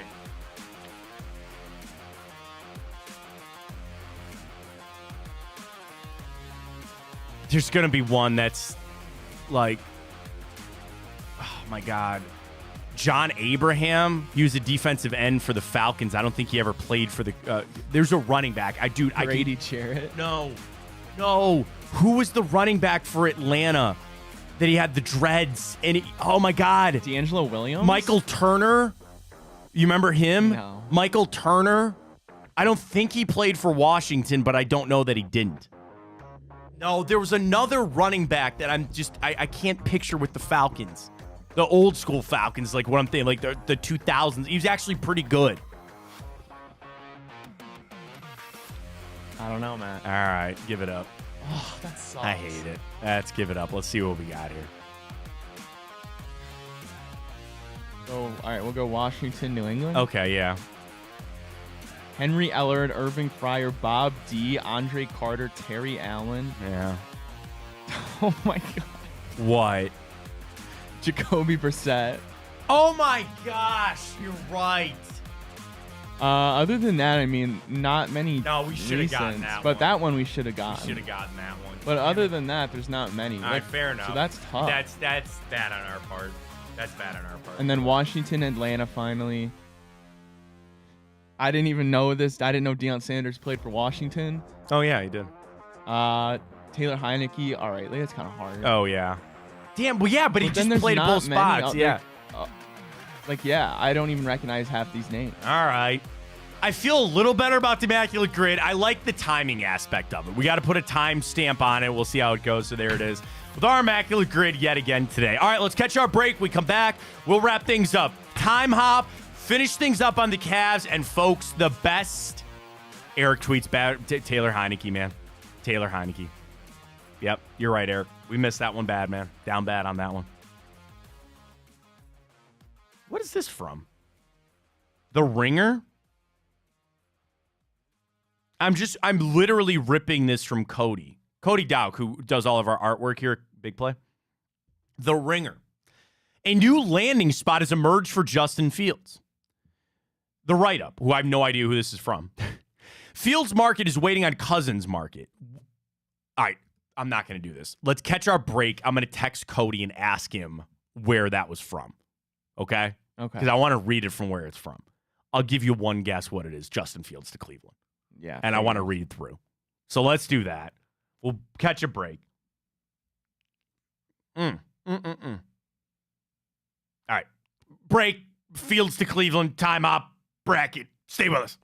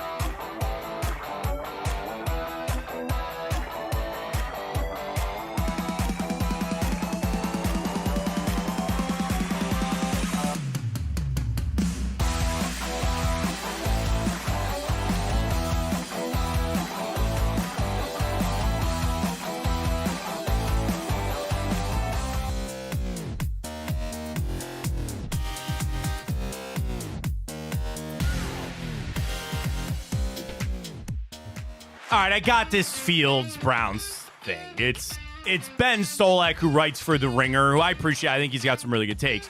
It's just his thoughts. So we'll get to that in a second. Let's rip through timeout. We'll get some more Cavs in, and we'll get to our bracket of the week in just a second. Starting things off, including 2024, young Ryan, Browns came out with the 5th best AFC championship odds, tied for 2nd in the AFC North with the Steelers behind the Bengals to take it down there. Or actually behind they had them in the Ravens. That was after a year. You didn't have the good year in 2019, but the new coaching staff and all that. Also, this day, 2020, I did a mock draft, and I said I wanted Mekhi Becton for the Cleveland Browns. We both, I did with Mike Boehm, who works with us here. Mike and I were doing a show. And he took Andrew Thomas. We both had Wills going to number 9. I don't know if you'd be in a better spot with Mekhi Becton. Probably not. So it actually worked out. I think the really only way you make a difference at that draft in terms of linemen was probably Wirfs. So I know you may not remember this. When Joe Banner left the Cleveland Browns, he did it this day 2014, but it was an earlier than expected move. So here's how it worked. When the Haslams bought the Cleveland Browns, the NFL came to them and said, we're going to pair you up with Joe Banner. He's been in the league for a long time. He can kind of show you the ropes here. Well, he ushered in an era of trying to get Mike Holmgren out.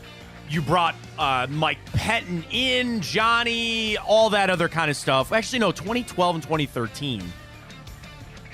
Who did we go from? We went from Shermer. Was that Pettin? It was Shermer to Chud. Chud, that's what it was. You're right. Chud. You're right, because they hired Chud. They fired him. Then they went to Mike Pettin, was a mitigated disaster. And then eventually the Haslam's like, all right, we're moving Joe Banner out. Now, the problem is they brought in Alex Shiner. He didn't really work out all that well. But it was interesting because they told Banner he was supposed to leave in May, and then he just, this day, 2014, abruptly was like, yeah, I'm gone. I'm out of here. Give the Haslams credit. They learned. They paid for their mistakes, and here we are better today. This day, 2014, Khalil Mack's pro day. Mike Pettin was seen there and reportedly was in love with the guy. But they drafted Justin Fields. Khalil Mack was gone, so you had to go with Justin Fields. You mean Blackman? Or Blackman. Oh, no, was that what year was? Oh, yeah, I'm getting the years late. No, 2014. You said Justin Fields. Oh, Justin Gilbert. Or Gilbert, that's Justin Gilbert. Not Justin Blackman, you're right. It was also an applicable answer. We took Justin Gilbert instead of, because he was already gone. Again, man, that 2014 draft, everybody just stacked and screwed it up. This day, 2014, LeBron put up at the time, and I believe still is a career high, 61 points. And that was Charlotte. Charlotte, the Bobcats, you're right. Exactly. That would happen this day, 2014. Also this day, 2014, Ellen took her very famous selfie at the Oscars. Jennifer Lawrence, Brad Pitt, Bradley Cooper, Meryl Streep. Isn't that the picture of people that broke the internet or whatever? Yeah. That was the picture. Kevin Spacey was in there. Yeah, weird. Probably not a good idea on that one. This day, 1993, the first ever ESPYs were held, and it was an emotional one because it ended with Jimmy V's speech. And everybody's seen it. It's a great message for all of us. My favorite part of all of that, when they started playing him off with the music, and he was like, I'm not stopping. You know, he goes, you really think I'm going to stop and cut this short? One of the most powerful speeches ever for Jimmy V this day, 1993. We talk about celebrity marriages sometimes going awry. All started this day, 1960. Lucille Ball and Desi Arnaz divorced. That's how it all started, man. Do you know who they are? I've never even heard of them. I Love Lucy.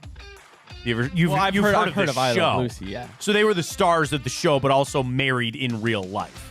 Lucille Ball and Desi Arnaz filed for divorce this day, 1960. This day, 1933, FDR was inaugurated for the first time. Of course, many times right after that.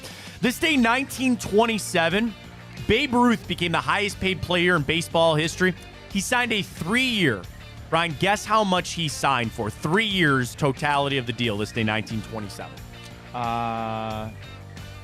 $50,000. Close, very close. $70,000. Which, all right, let's go January of 1927 to today. $70,000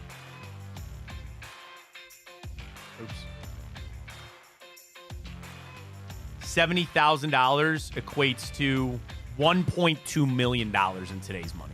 3-year deal, $1.2 million is what Babe Ruth pretty much signed for. This day, 1927.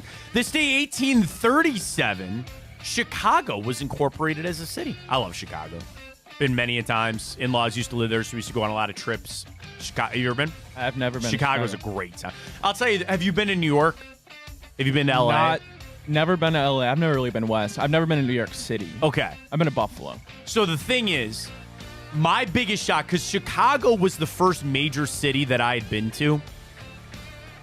And, like, I never thought Cleveland was massive, but you see the buildings in Cleveland, bro, go to Chicago. And it will, and especially when you go to New York, and it will just blow your mind of what our downtown is like 2 blocks worth of that. Wow. And it just, the buildings just, and especially Chicago, I don't know, the buildings just go forever. Manhattan is Manhattan. But somehow Chicago, the first time I went, I was like, oh my God. Just so many buildings, but it is a fun town. Chicago is a lot of fun there. All right, very happy birthday goes out to Ray Boom Boom Mancini. Do I have his number in my phone? Yes or no? I don't even know who that is. He's a boxer, Youngstown, Ohio. I'm going to say yes. He is in my yeah. That would have been a weird thing to say if you didn't. Ray Boom Boom Mancini. Youngstown, Ohio. He was the WBA lightweight title holder from 1982 to 1984. Do you want to know why I have his phone in my number in my phone? Why is that? We did a contest on Really Big Show years ago called the Name Drop, and people had to call in with their most famous person, and then the winner was going to get a prize. Ray Boom Boom Mancini called in, so I look at Riz and I go, I got Ray Boom Boom Mancini, and he goes, get his number for me. Goes, get his number. I want to call him. I want to have him on the show. So I wrote his number down, so I still have it. So should I text him? Is that awkward? Happy birthday, Boom Boom. It's his birthday today. The late, great Mr. Robert Smith, of course, Cleveland's own. Draymond Green, Jared Sullinger, Landon Donovan, Bobby Womack, Newt Rockne, and Garrett Morgan, who most famously invented what? Ryan? Garrett Morgan? Garrett Morgan. I don't know. I've never heard of him. Wait, is Robert Smith still alive? He is. I'm not Robert. Gary Jeter passed away. That's who it was, not Robert Smith. Sorry, my bad on that one. I knew I said it. I was like, I don't think that's right. Garrett Morgan, Cleveland's own inventor, invented what? Most famous thing he probably ever invented. Is he the dude who invented the traffic light? Yeah, that is correct. Okay, Garrett A. Morgan High School. I pass it almost every day on the shoreway coming into town. Right there. All right, movies and TVs, and even a video game for you thrown in here. All right, Ryan, you better get this one. I would just say 2 years ago today, it was released, and if you had to guess of why I'm not even giving you any hints, it would probably be what movie? How would I possibly know that? Because it's me. Because it's what? Me. If I just said a movie came out 2 years ago today, and you better get it. Batman? That would be correct. That already 2 years ago? 2 years ago, bro. Jeez. 2 years ago. What a good movie. Amazing. Absolute amazing one. I was in a theater. I got pre-sale tickets with my brother. I didn't want it to be spoiled. I shut down social media. It lived up to it. God, dude, I wish I could play the sound for you. I should have sent this sound to you. Can I just, you want me to hold my computer up? Sure. All right, let's see if it'll work. Let me see it. Make sure I don't have any other tabs playing anything. All right, I don't. I'm going to crank my volume. All right, do you want to turn the music down? You ready? Mm-hmm.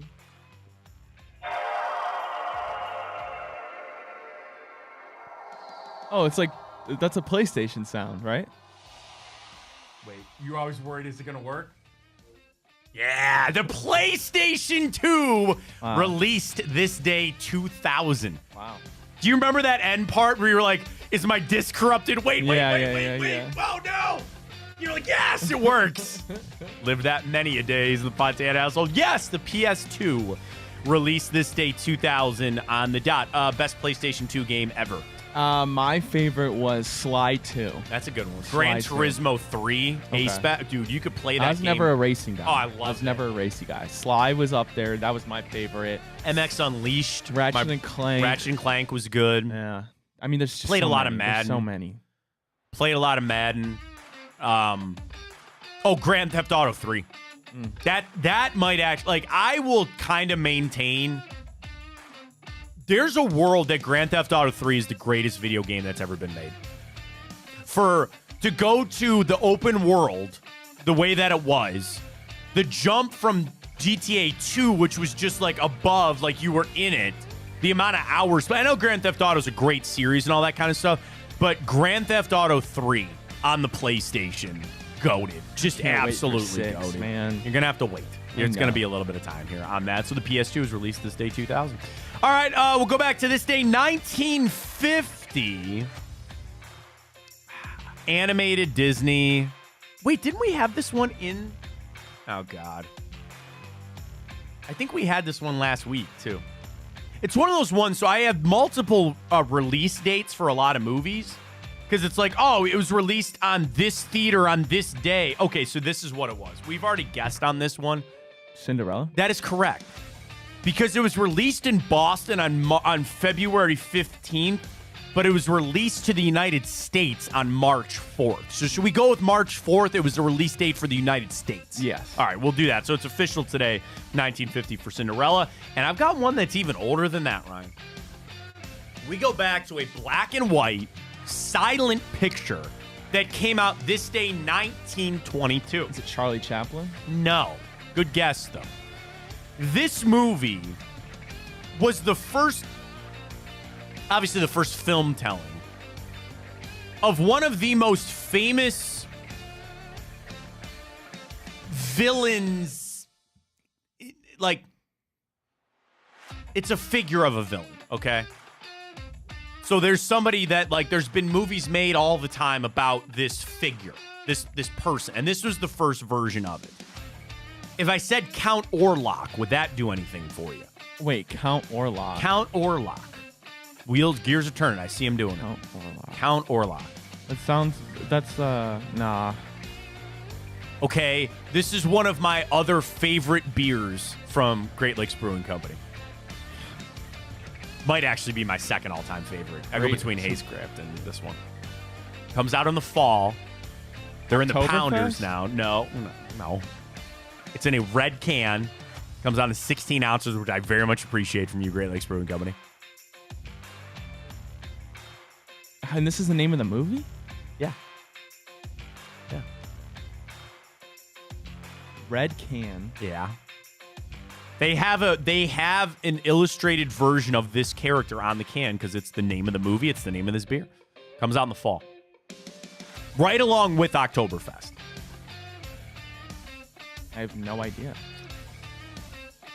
The movie was produced as an unauthorized and unofficial adaptation of Bram Stoker's Oh, I didn't know there's a beer. Dracula? Dracula, but the name of this movie is Nosferatu. Oh, Have you ever heard of Nosferatu? The only reason I know who Nosferatu is because of SpongeBob. Right. So that's how you could go too. Yeah. So that was one of the first tellings of Dracula. When I said one of the biggest villains of all time, that kind of stuff, that's kind of where I was going. So Nosferatu. I had to watch that in my film class because back then, to do lighting, they would put a film over the camera to make it dark or make it blue. And I know they remade Nosferatu a couple of years ago. They've remade countless Dracula movies. I want to go read Bram Stoker's original. I need to do that.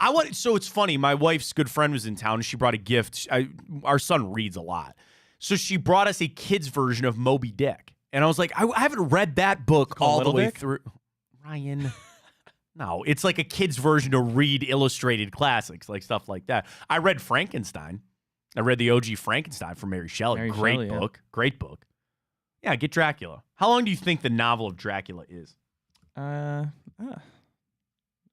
pages. 418 pages. Oh, that's nothing. 418. I'm sure you could find it easy to do it. Yeah. Do it. Nosferatu. Go watch the movie Nosferatu, though. It's pretty cool. It's pretty cool for being that old. All right, we got to get to this Justin Fields thing. I'm sure we'll talk about it a little tomorrow. So all this is and I saw it from Cody Dowk, who does our illustration here. This is from The Ringer, and it's from Benjamin Solak, who was in the NFL circles and all that. He was just doing his 10 takeaways from the NFL Combine. And he writes, a new landing spot he believes has emerged for Justin Fields. And he writes, one landing spot for Fields that I haven't seen mentioned much anywhere, but that I really like is Cleveland. I don't think the Browns have a good quarterback on the roster. Ripping Dustin or Deshaun Watson. Wow. They would benefit from a low-risk, high-reward swing on the upsides of Fields. If they find a starter in Fields, they can escape out the back door of what is proving to be a catastrophically bad Watson contract. We know Cleveland likes their mobile quarterbacks, Dobbs, Walker, Dorian Thompson, Robinson. and that analytically minded general manager Andrew Berry should be interested in high upside gambles at the quarterback position. And Ken Dorsey has worked with big-bodied, physical running quarterbacks like Josh Allen. The fit of Fields to the Browns is good. If there isn't a clear starting available job for Fields on the open market, I think the Browns are a good option for his career and their future. I clearly very disagree with Ben on one thing. It's not an open market, man. You have to trade for him. And I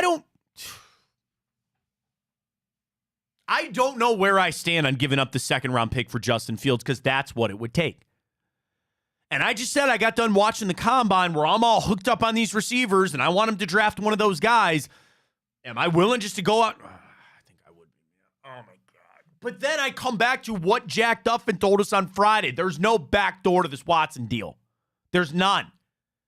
You're going to have to pay the money. We have discussed about how he couldn't handle if Joe Flacco was here. Could you imagine how it would be handled if Justin Fields was here?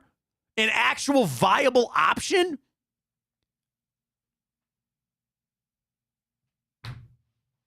I don't know. I kind of, there's a part of me that really hopes that some team just blows the Chicago Bears out of the water with a deal, and we don't even have to have this conversation. I just have to hope and pray, and it should be this way, that Deshaun Watson comes back and is just as good as Justin Fields. That's it. I hope so. The thing is, as I've noted here, I like Justin Fields, and I think he can be really successful in the NFL. I want him to be kept away from the Pittsburgh Steelers. Okay, Ryan. If you got scuttlebutt that he was going to go to Pittsburgh, would that ramp it up for you as a GM of the Browns? If you're Andrew Berry, put your Andrew Berry hat on for a second. Operate like that. Okay, that's a good answer. That's a fine answer. I'll listen to that. Get him to Atlanta. Atlanta's the favorite. They seem to have the most smoke around that. Get him to Atlanta, and I'll be happy about that. I will be just fine with that. Solak is just connecting dots here. And there's nothing wrong with that.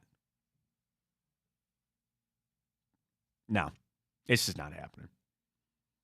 Unless you could get a second-round pick somewhere else. You flip a player to get a 2, or you flip that player for just... It's not... as much as crazy as I think it is, I don't think you're going to get a 1 for him. And I think the Bears are trying to drum up some of this smoke and these things about Caleb Williams and his medical to try to get the best deal out of a team. But we know, Ryan, there's always one team that just falls in love with a guy, and they'll overpay. So I truly kind of hope that somebody overpays for Justin Fields, where the Browns could sit there and say, we weren't even going to entertain that market, man. Because like a second-round pick to 54 overall, that gets my gears turning a little bit. Yeah. That makes me think about it. And that would be for a guy that's not even going to play. That's for a guy that's an insurance policy. I'd rather have a big-bodied receiver that'll be out there potentially contributing to my football team for the next couple of years. It's a tough spot, man. And Andrew, I will tell you this, not to leave the show on this cliffhanger or anything like that. Andrew Berry wouldn't be doing his job if he didn't explore it. He would not be doing his job properly if he at least didn't get an answer on what the price would be for Justin Fields. Doesn't mean they're going to match it. He could hang that phone up and say, those guys are nuts.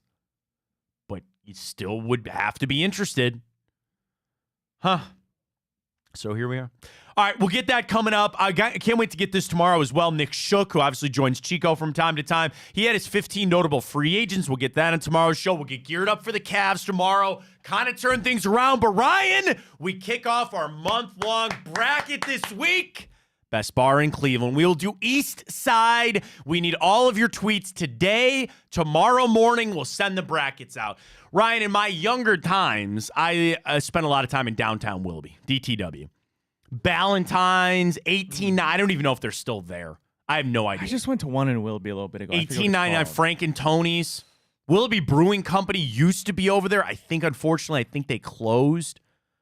God, what was the one? There was one that was right back to back. I think it was 1899 and Ballantines had the back patio that connected with one another. Where I was. Yeah. I was at one of them. Oh, I used to spend a lot of time. They have like money on the ceilings and stuff? Yep. Yeah, that's 18. Yeah. I think that's 1899. They have an upstairs. Upstairs. Yep. Okay. Been there before. but I don't know. Like, so that's downtown. That's Willoughby, kind of Menor area.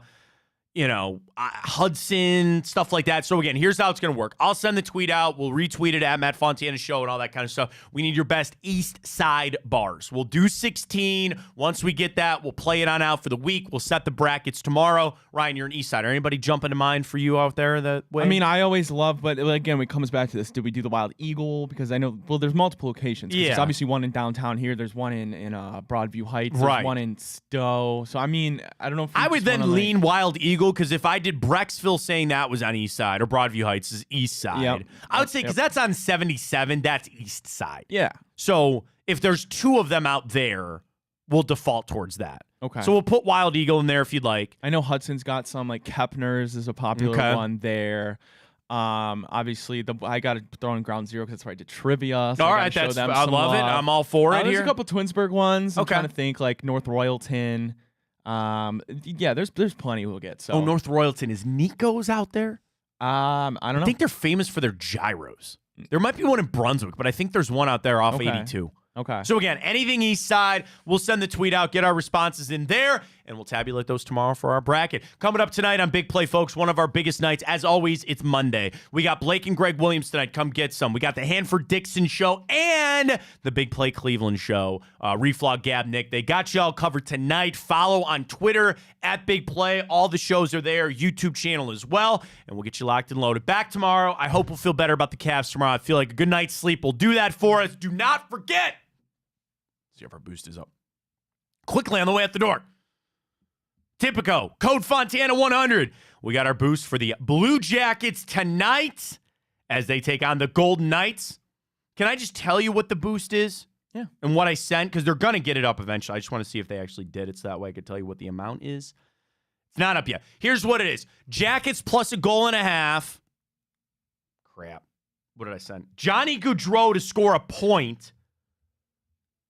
And Cole Sillinger, who just had a big game, over 1.5 shots. So I need 2 shots from Cole Sillinger. I need something from Johnny Gaudreau and the Jackets plus a goal and a half. So that'll be up on Tipico using that code Fontana 100. Get a locked and loaded for the Jackets tonight. We'll have a Cavs boost for tomorrow. Let's get some action tomorrow night. Let's get it going tomorrow night. We'll get a boost tomorrow night for the Cavs. Feeling good about it. Enjoy the hell of the rest of your Monday. We'll talk to you on a Tuesday edition of the show right here on Big Play. For Ryan Tyler, I'm Matt Fontana. As always, take it easy.